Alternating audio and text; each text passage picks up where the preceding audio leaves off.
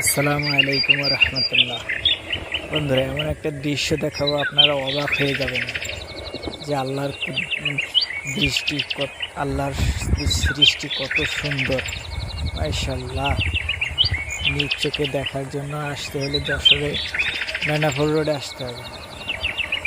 সবুজ শ্যামল মাওলা পাকের কি কুদরাত, মেঘাচ্ছন্ন আকাশ, এক কথায় অসাধারণ। আল্লাহ তাআলা না জানি কত সুন্দর, কীভাবে রং তুলির মতো আঁকায় এঁকেছে। এগুলো সেই শতবর্ষীয় গাছ।